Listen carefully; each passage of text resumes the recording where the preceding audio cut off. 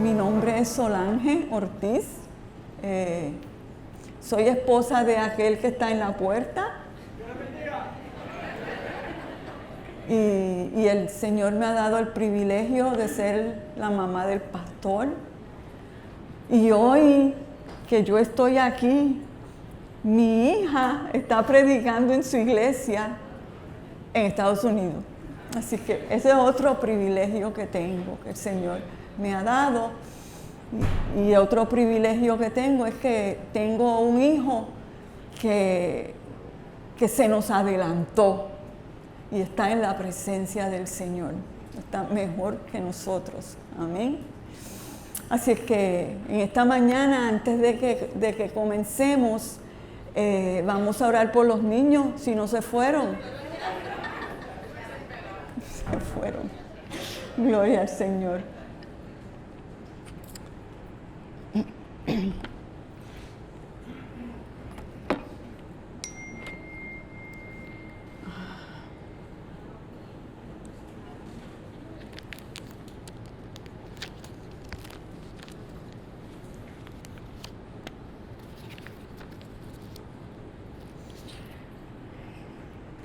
He titulado el mensaje de esta mañana, El Dios que actúa. Y le vamos a dar un receso al apóstol Pedro en esta mañana y vamos a visitar a Isaías. Amén. Y vamos a ir al libro de Isaías. Y siento apropiado la siguiente introducción. Hay personas que no les interesa visitar el Antiguo Testamento, considerando que caducó, que no nos aplica y que fue palabra para el pueblo de Israel. Sin embargo, es desde el Antiguo Testamento, entre otras cosas de importancia, que el Dios único y verdadero se da a conocer, desde donde podemos aprender de los grandes atributos de Dios, como su amor insistente y persistente, su compasión, su misericordia, su santidad, su perdón, su restauración, su redención, pero así también como su ira y su juicio. Y hoy sigue siendo ese mismo Dios y lo será en el futuro. Amén. Que particularmente la intención profética era afianzar la fe del pueblo, mirando al pasado y mirando al futuro, como lo vamos a ver hoy, dándonos ejemplo a nosotros para mantenernos firmes en medio de un mundo malogrado. Mirando lo que Dios ha hecho en el pasado en nuestras vidas y lo que hará, confiando en sus promesas. No solo los profetas movían a afianzar la fe, sino a mantener un compromiso, una fidelidad y una obediencia a Dios, que sigue siendo la demanda para nosotros hoy. Nos debe sorprender cómo Isaías describe tan detalladamente la venida de Cristo. Isaías está saturado, ese libro está saturado de su anuncio, la cual hemos visto cumplido. Así también describe a Cristo como se presentará en su segunda venida, que Juan vuelve a revelar en Apocalipsis. Y cómo no tener entonces la seguridad de que aquella palabra del Antiguo Testamento es también relevante para nosotros. ¿Cómo hacemos nuestros versículos como todos los sedientos vengan a las aguas? Isaías 55:1. Jesús mismo dio por cumplido el siguiente versículo de él.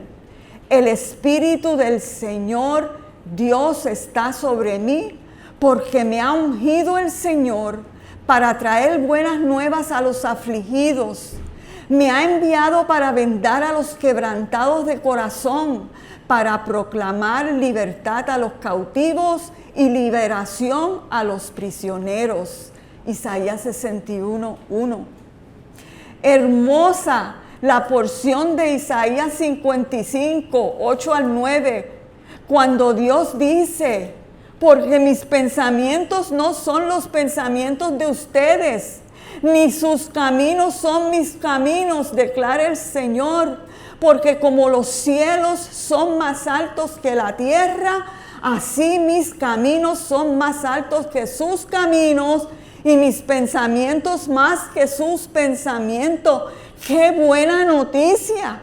Que Él no es como nosotros, que muchas veces nuestros pensamientos están muy lejos de Dios y nuestros caminos bien torcidos. Como dice el apóstol Pablo en Romanos 7:24, ¡ay de mí! ¿Quién me librará de este cuerpo de muerte? En un mundo donde la creación gime por liberación a causa del daño que la misma humanidad le está causando, enfermando su aire, su tierra y sus aguas, nos encontramos con Isaías 55, del 11 al 13. Porque con alegría saldrán y con paz serán conducidos. Los montes y las colinas prorrumpirán en gritos de júbilo delante de ustedes, y todos los árboles del campo aplaudirán.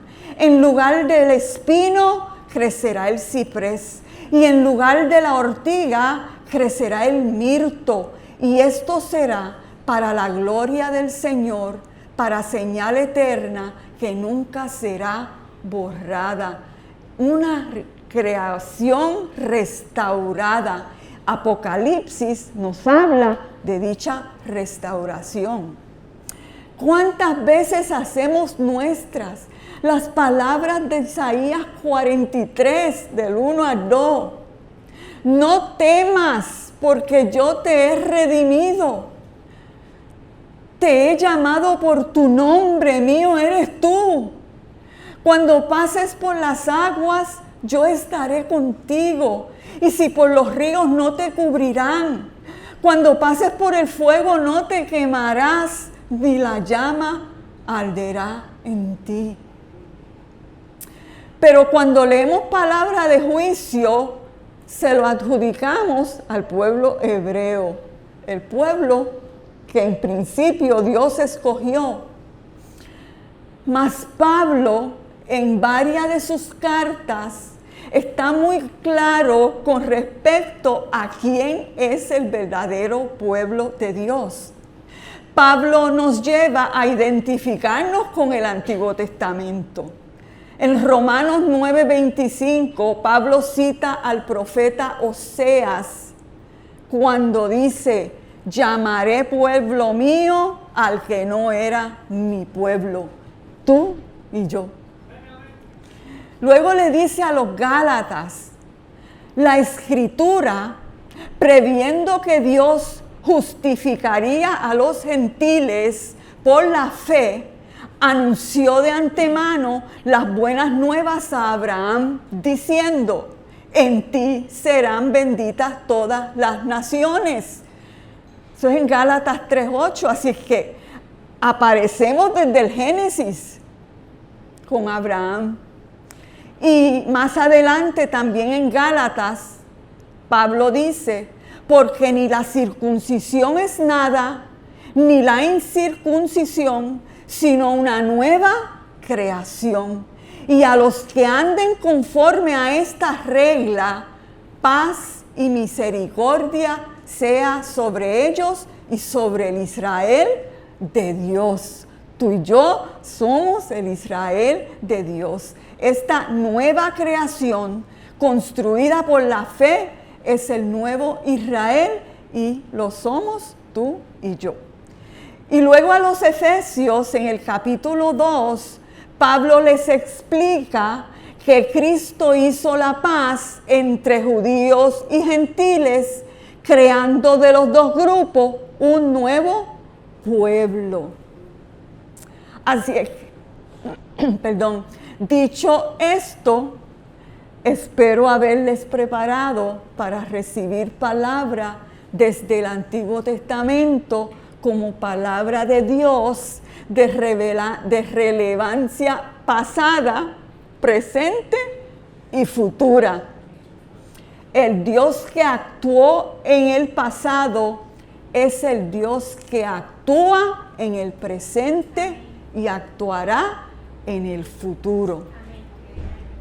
El libro de Isaías, el libro profético más extenso, comienza describiendo a Isaías como el hijo de Amós y profeta para el reino del sur, Judá, en tiempo de los reyes de Usías, Jotam, Acaz y Ezequías. Usted en el primer versículo.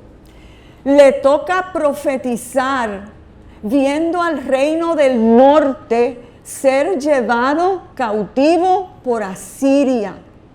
Y profetiza que Judá sería llevada cautiva por Babilonia.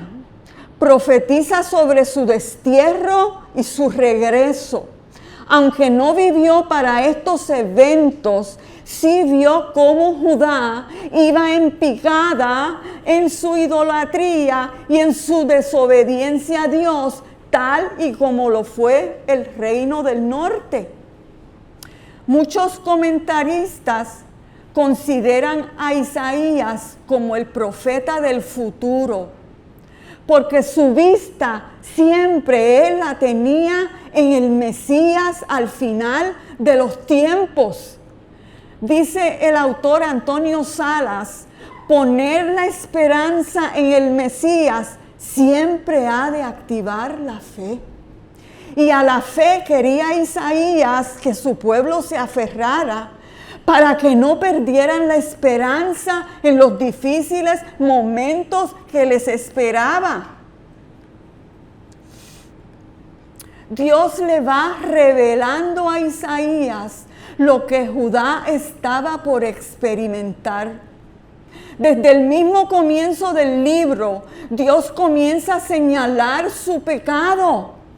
Isaías 1:4 dice, oh generación pecadora, pueblo cargado de maldad, generación de malignos, hijos de depravados, dejaron a Jehová, provocaron a ira al Santo de Israel, se volvieron atrás. Isaías 4:1, que antecede a la lectura que vamos a escudriñar, Isaías 4:1, y utilizo la traducción del lenguaje actual porque me gustó como esta Biblia lo planteó. Dice así, escúchelo, Isaías 4:1. En aquel día, le está hablando a lo que acontecería con Judá. En aquel día quedarán tan pocos hombres que 7 mujeres se pelearán por uno solo y le dirán, nos ocuparemos de nuestra propia comida y ropa, solo déjenos tomar tu apellido para que no se burlen de nosotras diciendo que somos solteronas. No es que se quiere describir que eran mujeres promiscuas, no es el comportamiento de la mujer lo que Isaías quiere destacar. Lo que se describe es el tiempo terrible por el cual el pueblo pasaría. La cantidad de hombres serían diezmados, morirían en la guerra o llevados cautivos. Y en dicha cultura y tiempo, el valor de la mujer radicaba en ser casada y tener hijos. Y a esto se aferraban a toda costa, aunque fuese de la manera descrita. Y puede en adición ser mujeres que quedarían embarazadas al ser violadas por enemigos invasores y apelaban a un hombre para ser honradas. Ahora sí, vamos a la porción que deseo compartir con ustedes en esta mañana un poco más profundamente. Y es Isaías capítulo 4 del 2 al 6. Isaías capítulo 4 del 2 al 6. Yo voy a leer la versión Nueva Biblia de las Américas, ¿ok? Nosotros vamos a encontrar una promesa de restauración en esta porción. En medio de advertencias de juicio, el contexto que le antecede a esta porción es de juicio y el que le procede es de juicio. Y esta versión tiene el subtítulo de la gloria futura del remanente. Y dice así la palabra del Señor. Aquel día, el renuevo del Señor será hermoso y lleno de gloria. Y el fruto de la tierra será el orgullo y adorno de los sobrevivientes de Israel. Y acontecerá que el que se ha dejado en Sión y el que quede en Jerusalén será llamado santo. Todos los que estén inscritos para vivir en Jerusalén. Cuando el Señor haya lavado la inmundicia de las hijas de Sión y haya limpiado la sangre derramada de en medio de Jerusalén con el espíritu del juicio y el espíritu abrasador, entonces el Señor creará sobre todo lugar del monte Sión y sobre sus asambleas una nube durante el día, o sea, humo, y un resplandor de llamas de fuego por la noche, porque sobre toda la gloria habrá un dosel. Será un cobertizo para dar sombra contra el calor del día y refugio y protección contra la tormenta y la lluvia. Señor, afina nuestros oídos, afina nuestra mente, afina nuestro corazón para que podamos recibir lo que tienes para nosotros hoy. Que no haya distracción alguna, Señor. Lleva cautivo todo pensamiento a tu sola palabra, Señor. Ayúdanos a entenderla, Señor. Simplifícala para nosotros, Señor. Y a la vez te pido que asimismo bendiga a los niños que están en su lugar, Señor.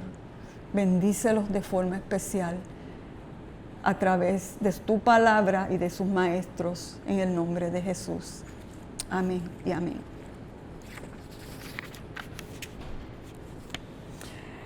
En una vista panorámica de esta porción de Isaías, Isaías está describiendo la esperanza de Judá, para quien en ese momento histórico se escribió esa porción. Aún hoy, esta palabra no se ha cumplido para Judá. Esa palabra no se ha cumplido todavía. Y teniendo en cuenta que Isaías se proyecta a una salvación universal y futura, podemos ver aquí que se ha descrito la nueva Jerusalén, la Jerusalén que Juan describe en Apocalipsis cuando dice: he aquí, yo hago nuevas todas las cosas. Apocalipsis 21:5. Por ende, nos vemos partícipes de este futuro glorioso de un remanente. Usted y yo somos también ese remanente a que aspira este futuro glorioso.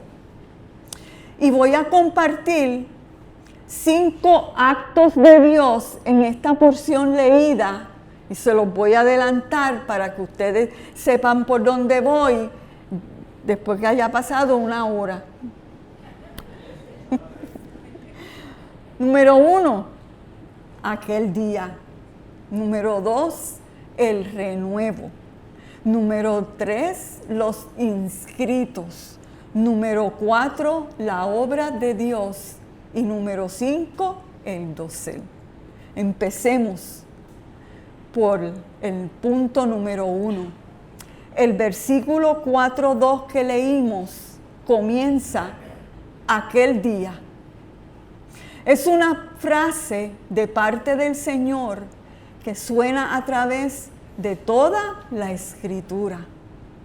Es repetida continuamente en el libro de Isaías, repetida por todos los profetas y utilizada en varias ocasiones por Jesús mismo. Aquel día señala a un futuro y a un suceso determinado. Es un día señalado tanto para los que viven de espaldas a Dios, como para los que han conocido y aman a Dios viviendo en obediencia a su palabra. Ambos tendrán aquel día. Pero dado el contexto de esta porción bíblica, vemos que el autor tiene en mente aquel día como hermoso, como lleno de gloria, como una tierra fructífera que simboliza fecundidad y vida para el pueblo de Dios. Así es que a ese día, a aquel día yo me estaré refiriendo para aquellos que aman y conocen a Dios. Vamos a dejar fuera para los desobedientes.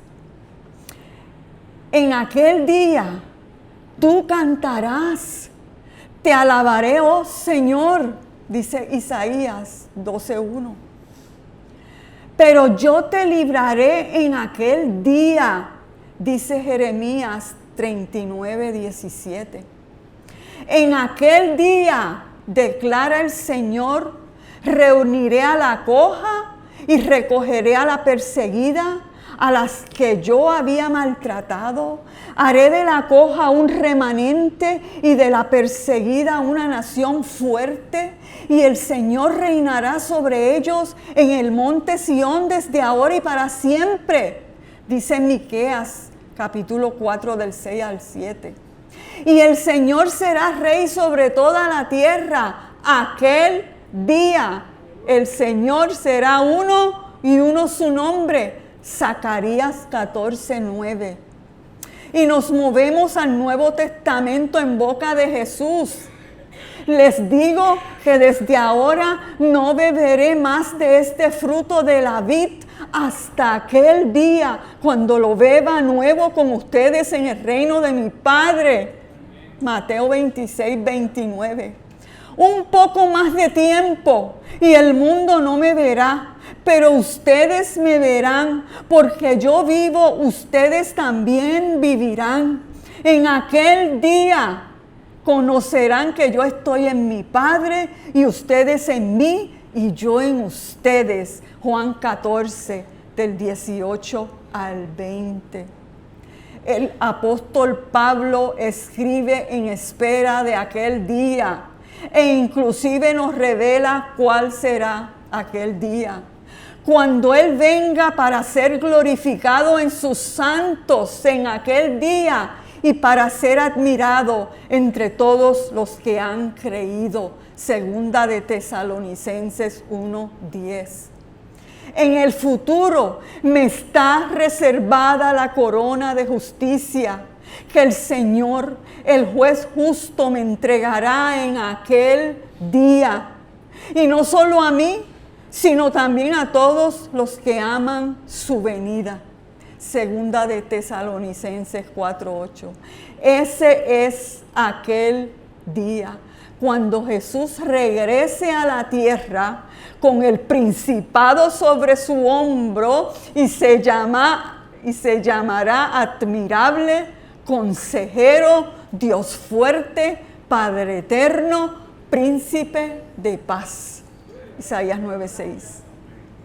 En aquel día vendrá a establecer la paz total, completa y plena en el mundo, que en el hebreo se utiliza la palabra shalom, paz.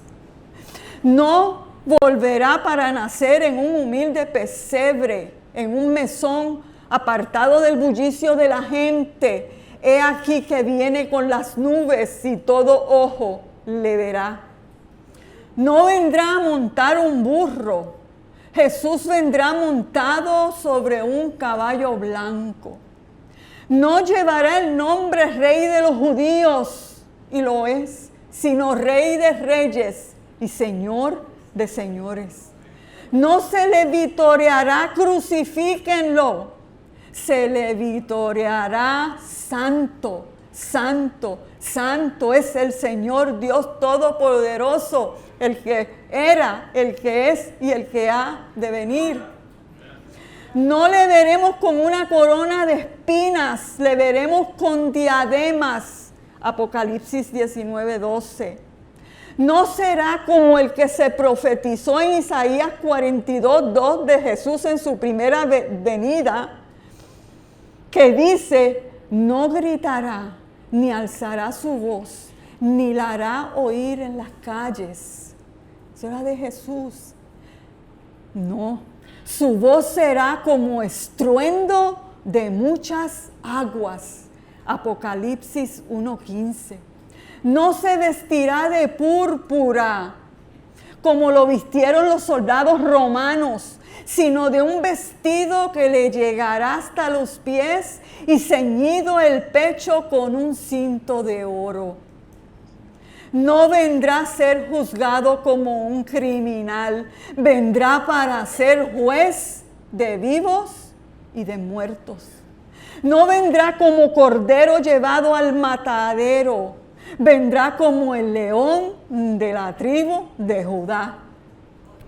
No vendrá a morir, vendrá a reinar por los siglos de los siglos. Aquel día se manifestará ese Dios que actúa. Punto número 2. El mismo versículo 4:2 dice: aquel día el renuevo. Aquel día el renuevo del Señor será hermoso y lleno de gloria. Es Jesús a quien vemos profetizado como el renuevo, como el retoño, como el vástago. Isaías 11:1 dice: entonces un retoño brotará del tronco de Isaí y un vástago dará fruto de sus raíces. Fíjense, no se confundan. Para que haya aquel día, tiene que haber habido primero un renuevo, ¿ya? Porque Jesús llega en su primera venida como un renuevo, como un vástago, como un retoño, y luego en su segunda venida vendrá como rey, ¿verdad? Pero ¿qué pasa? Isaías está escribiendo desde antes de la cruz. Pero nosotros sabemos de quién está hablando Isaías porque estamos después de la cruz. Y yo quiero leerte, y espero que no te aburras, ¿verdad? Cómo Isaías 53 describe la primera venida de Jesús. Y son 12 versículos, pero vamos a disfrutarlos. ¿verdad? Vale la pena leerlos. Isaías 53, del 1 al 12. Estoy en la Nueva Biblia de las Américas. ¿Quién ha creído nuestro mensaje? ¿A quién ha revelado el Señor su brazo poderoso? Mi siervo creció en la presencia del Señor como un tierno brote verde, como raíz en tierra seca. No había nada hermoso ni majestuoso en su aspecto, nada que nos atrajera hacia él. Fue despreciado y rechazado, hombre de dolores, conocedor del dolor más profundo. Nosotros le dimos la espalda y desviamos la mirada. Sin embargo, fueron nuestras debilidades las que Él cargó. Fueron nuestros dolores los que lo agobiaron. Y pensamos que sus dificultades eran un castigo de Dios, un castigo por sus propios pecados. Pero Él fue traspasado por nuestras rebeliones y aplastado por nuestros pecados. Fue golpeado para que nosotros estuviéramos en paz. Fue azotado para que pudiéramos ser sanados. Todos nosotros nos hemos extraviado como ovejas. Hemos dejado los caminos de Dios para seguir los nuestros. Sin embargo, el Señor puso sobre él los pecados de todos nosotros. Fue oprimido y tratado con crueldad. Sin embargo, no dijo ni una sola palabra. Como cordero fue llevado al matadero y como oveja en silencio ante sus trasquiladores. No abrió su boca. Al ser condenado injustamente se lo llevaron. A nadie le importó que muriera sin descendientes, ni que le quitaran la vida a mitad de camino, pero lo hirieron de muerte por la rebelión de mi pueblo. Él no había hecho nada malo y jamás había engañado a nadie, pero fue enterrado como un criminal. Fue puesto en la tumba de un hombre rico. Formaba parte del buen plan del Señor aplastarlo y causarle dolor. Sin embargo, cuando su vida sea entregada en ofrenda por el pecado, tendrá muchos descendientes. Disfrutará de una larga vida y en sus manos el buen plan del Señor prosperará. Cuando vea todo lo que se logró mediante su angustia, quedará satisfecho. Y a causa de lo que sufrió, mi siervo justo hará posible que muchos sean contados entre los justos, porque Él cargará con todos los pecados de ellos. Yo les rendiré los honores de un soldado victorioso, porque se expuso a la muerte, fue contado entre los rebeldes, cargó con los pecados de muchos e intercedió por los transgresores. Amén. Amén. En aquel día el renuevo será hermoso y lleno de gloria. Ese es el Dios que actúa. Punto número 3. Los inscritos. Versículo 3. Y acontecerá que el que sea dejado en Sión y el que quede en Jerusalén será llamado santo. Todos los que estén inscritos para vivir en Jerusalén. ¿Cuál es la definición de inscritos? La RAE me dice, una persona que ha sido registrado o anotado formalmente en una lista oficial, un documento o un registro oficial. Hay un libro en los cielos, ciertamente oficial, en el que tú y yo estamos inscritos. ¿Lo crees? Recordemos cuando Jesús reclutó a los 70 en Lucas 10:17. Dice que los 70 regresaron con gozo diciendo: Señor, hasta los demonios se nos sujetan en tu nombre.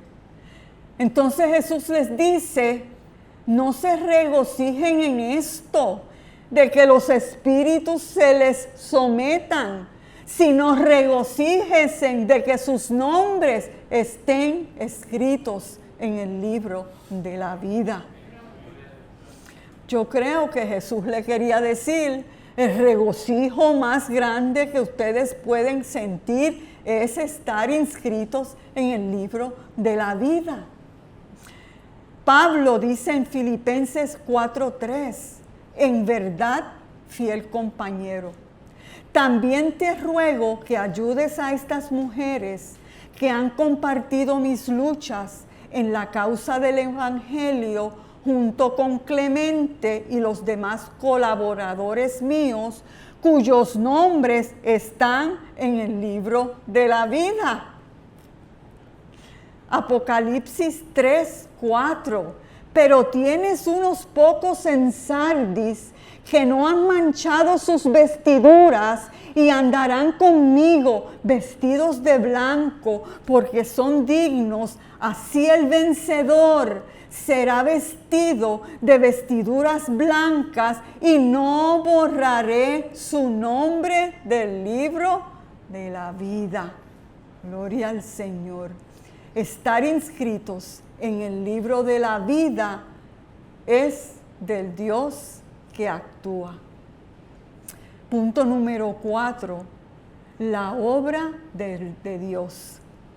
Versículo 4 de Isaías capítulo 4.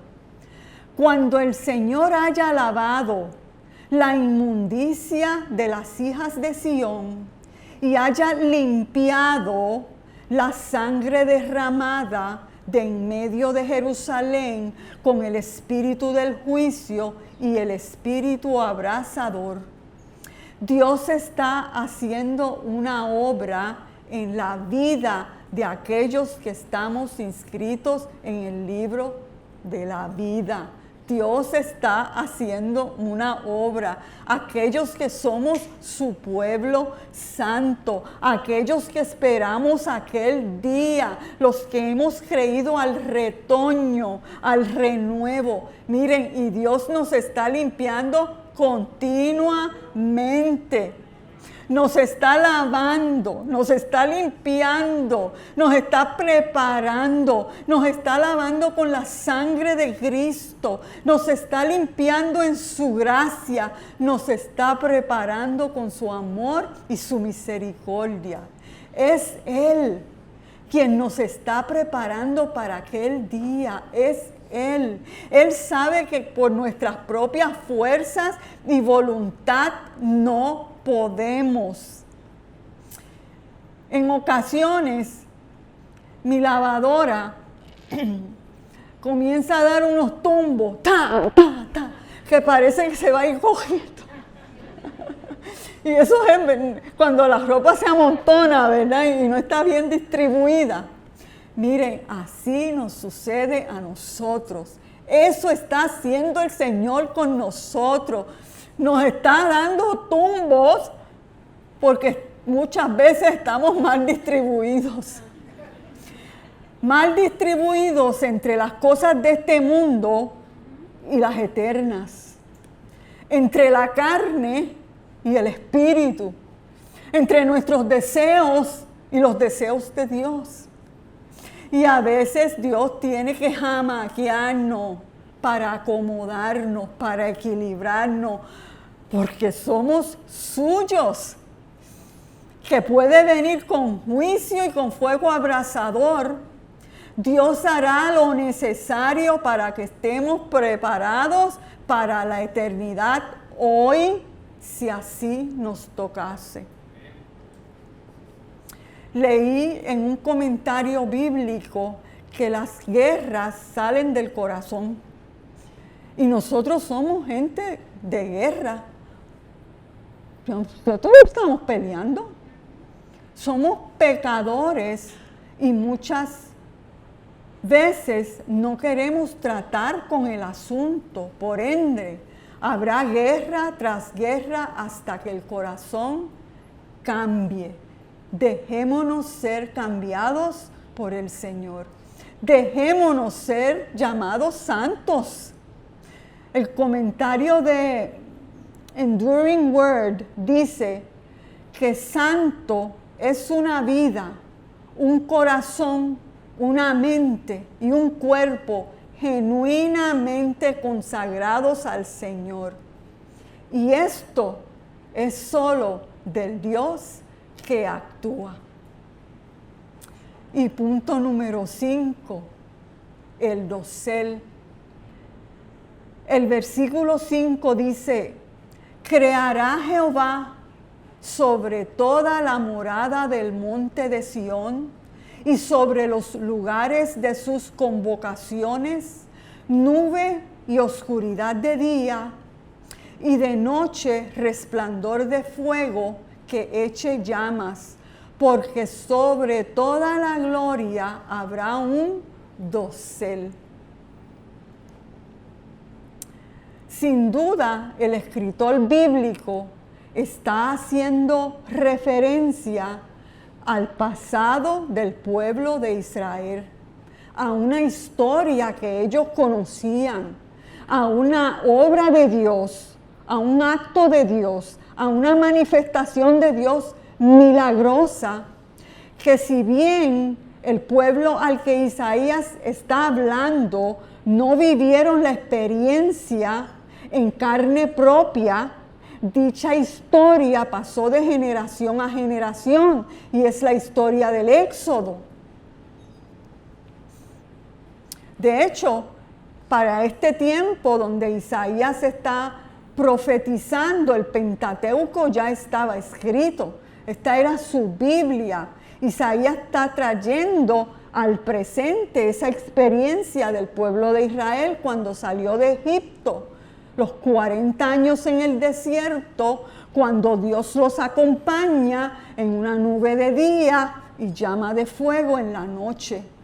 Su acompañamiento significaba protección de las inclemencias del tiempo, ya que la nube del día los protegía del candescente sol del desierto y les proporcionaba sombra, y la llama de fuego los protegía de las bajas temperaturas a las que se desciende en las noches en el desierto. Mas también Dios los protegía de los enemigos, y saber que Dios iba con ellos les ofrecía total seguridad y dirección. Era su misma presencia. Y les dice, porque sobre toda gloria habrá un dosel. La palabra dosel se define como una cubierta, como un tapiz o un toldo que cubre, resguarda y protege. ¿Se imaginan eso, verdad? Así como simbolizaba aquella nube y aquella llama de fuego. Y el versículo 6 pasa a describir el dosel. Será un cobertizo para dar sombra contra el sol de día y refugio y protección contra la tormenta y la lluvia. La idea del dosel nosotros también lo podemos ver en las bodas judías y aún se practica. En el día de la boda, la ceremonia se lleva a cabo bajo un jupá, que la palabra en hebreo comienza con K, jupá o jupa. El novio construye ese jupá, especie de techo, con 4 soportes, símbolo del nuevo hogar de la pareja, que representa seguridad, unidad, cuidado y protección. Y hoy, ¿cuál es nuestro dosel? Cristo. Cristo vino al mundo para ser nuestro ultimado dosel, nuestra cobertura. Cristo es nuestra protección, Cristo es nuestra sombra, Cristo es nuestro cobertizo. Pablo dice en Colosenses 3:3, porque ustedes han muerto y su vida está escondida con Cristo en Dios. Cristo, nuestro dosel, nos esconde en Él. Cristo es nuestra cobertura. Cuando el Padre nos mira, ve a Cristo. Nos ve limpios porque ve la limpieza de Cristo. Nos ve santos porque ve la santidad de Cristo.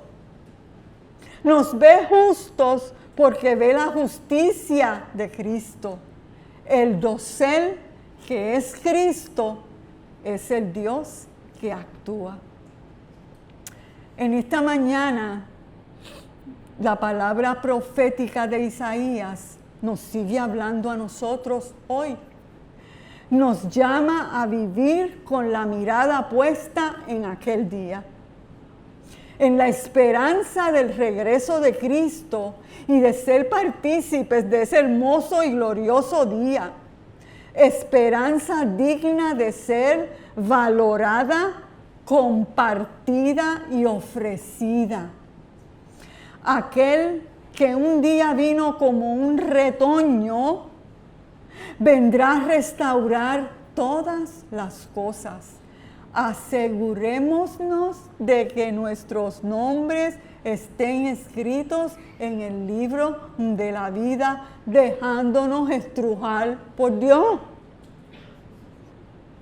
Déjese lavar, déjese limpiar. Vivamos bajo el dosel que es Cristo Jesús. Esta es la gloria futura del remanente. Esto no es para todo el mundo, esto es para el remanente. Pero estos 5 puntos que yo les he mencionado no se dan en un vacío, no se dan en un estado de aislamiento ni en un estado de independencia. No los vivimos aislados, se dan en unidad, se dan en un concepto de cuerpo, en la vida de iglesia, se celebran en una unidad de propósito, en armonía. Tenemos que esperar aquel día juntos. Tenemos que recordar constantemente la obra de Cristo juntos. Tenemos que celebrar el libro de la vida juntos. Tenemos que dejar que Dios nos estruje juntos. Tenemos que vivir bajo el dosel que es Cristo juntos. Y termino diciendo que no te olvides que servimos a un Dios que actúa. Amén.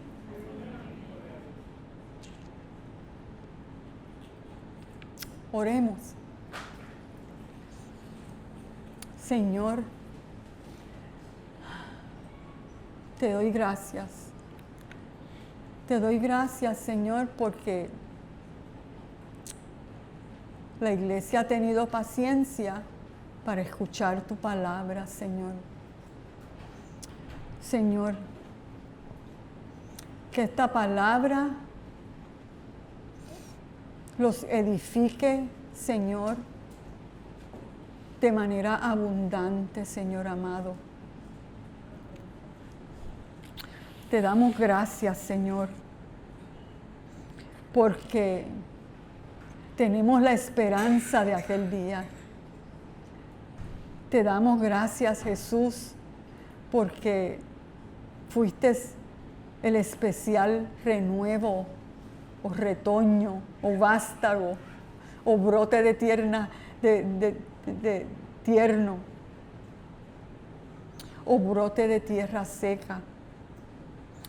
Te damos gracias, Señor, porque en fe tenemos la esperanza de que estamos escritos en el libro de la vida. Gracias, Señor. Y te damos gracias, Dios, por todo lo que tú haces en la vida nuestra, Señor. Gracias. Gracias por ese Espíritu Santo que está en nosotros, que nos amonesta, que nos dirige, que nos guía, que nos advierte. Gracias, gracias Espíritu Santo. Y gracias Cristo, porque tú nos cubres. Tu sangre nos cubre de toda maldad. Gracias. Gracias Señor. En tu nombre. Amén y amén.